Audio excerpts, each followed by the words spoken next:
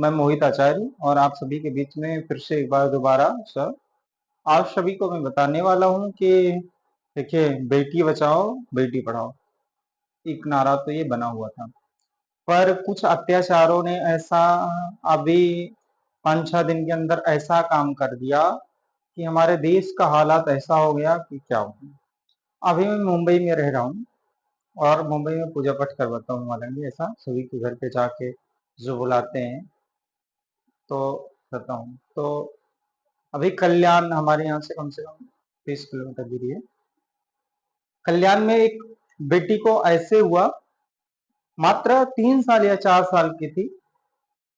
और उसको कुछ दरिंदरों ने ऐसा किया कि उसके साथ गलत काम कर दिया,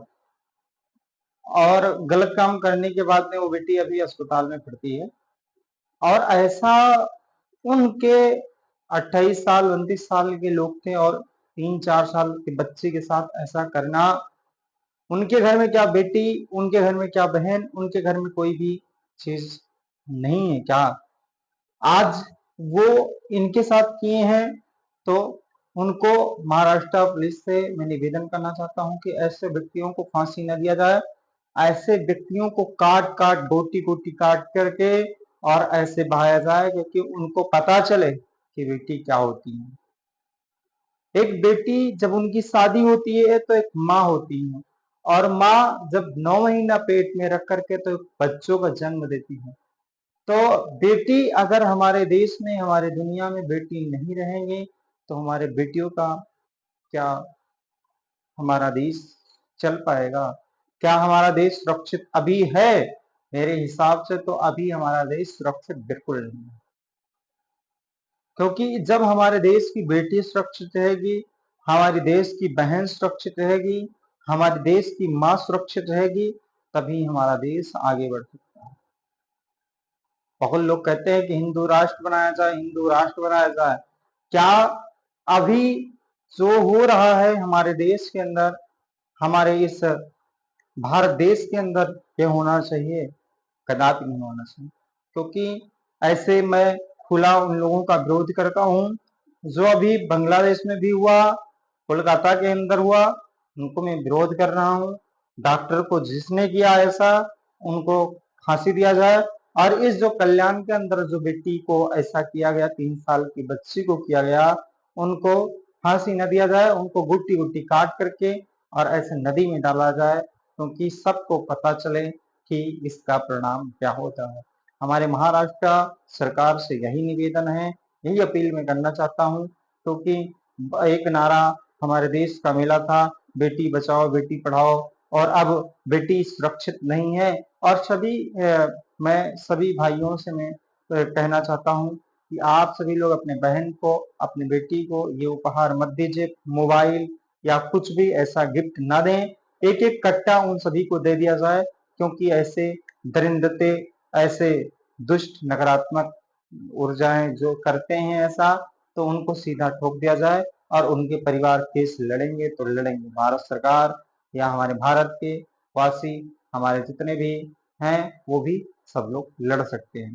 पर हमारे देश में ऐसे अत्याचार, ऐसे पापाचार बढ़ता रहा। हमारे देश का नाम भारत है, भारत की भूमि सदैव धरती माता को बहुत सारे ऐसे विश्व में प्रसिद्ध है कि भारत के अंदर बहुत सारा ऐसा गुण पाया जाता है, बहुत सारा ऐसा धार्मिक चीजें होती है जो कि कोई देश में नहीं होता।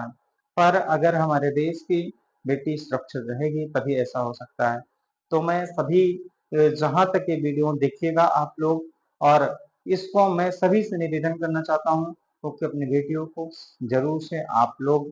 और ऐसे स्कूलों में आप लोग डालिए कि वहां पर ऐसे हैवान, ऐसे अत्याचार पापाचार ना हो, और वो स्कूल सभ्यता से पूर्ण हो, और ऐसे स्कूलों में ऐसे शिक्षकों से पढ़ाई करवाया जाए, क्योंकि गलत विचार, गलत दृष्टि ना हो, और ऐसे चीजों से वो कभी न करते हो। तो मेरा कहने का तात्पर्य यही है कि आप सभी से मैं निवेदन अपील करता हूँ कि अपने बेटियों को बचाइए, अपने माँ को बचाइए, अपने बच्चियों को बचाइए, अपनी बहनों को बचाइए, और ऐसे चीजों से, जो ऐसे अत्याचार हो रहा है, इसका खुला विरोध करिए, हर जगह धरना प्रदर्शन करिए, ऐसे महिला संघ निकालिए और ऐसे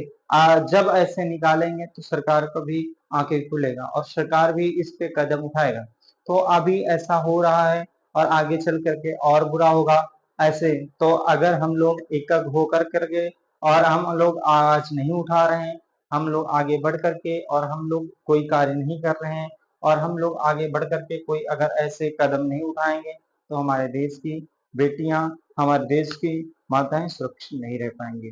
क्योंकि महारानी लक्ष्मीबाई ने जिस प्रकार से लड़ करके और हमको आजादी दिलाई या हमको ऐसे हर चीज दिलाई, तो उसी प्रकार से सभी माँ को, सभी बेटियों को, सभी भाइयों को, सभी हमारे जितने भी बुजुर्ग, सभी जितना भी समाज है मेरा, भारत के सभी जनता जनार्दन है, सभी से मैं निवेदन करता हूँ, सभी लोग आप लोग एक होकर के, एक खड़े होकर के और ये भारत के साथ में आप लोग निकलिए एक तलवार लेकर के और एक जो भी आपके पास हो और निकल करके और जो ऐसा करे उनका सिर काट करके और कलम कर दीजिए, क्योंकि हमें दोबारा भी आजादी का जरूरत है। अभी मेरा देश आजाद नहीं हो चुका है, क्योंकि हमारा देश, हमारे ऐसे शहीद लोग आजाद करके गए थे, पर कुछ हैवान ऐसे हमारे गली गली ऐसे मोहल्ले मोहल्ले, पहले एक रावण हुआ करता था, आज गली गली गली गली मोहल्ले मोहल्ले में रावण हुआ करता है। तो मैं ऐसा निवेदन करता हूँ कि आप लोग जब तक एक होकर के, एकजुट होकर के और जब तक नहीं निकलेंगे